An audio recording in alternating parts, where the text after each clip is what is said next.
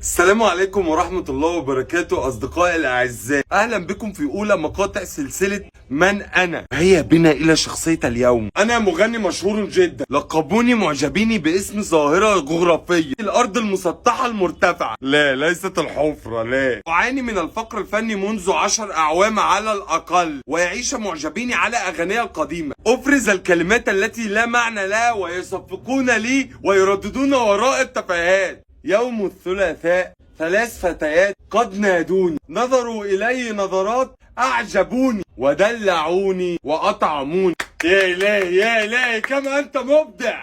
أنا شخص نرجسي، أحترم الأثرياء فقط، ليس لي مواقف إنسانية أو وطنية تذكر. هل صاحب هذا الفندق والدك؟ بالطبع نستطيع أن نلتقط بعض الصور، هيا. أتريد أن تلتقط صورة وأنت تؤكلني؟ لا أحترم الفقراء ولا أشعر بهم ولا أعترف بوجودهم. أنا لا أنحاز للشارع بل أتكبر عليه. هم يحبونني هكذا، لقد نفخوني حتى أصبحت كالمنطاد. تمتلئ معظم أغاني بالكلمات المستهلكة والمتكررة. هم يحبونني هكذا حتى إن عطست.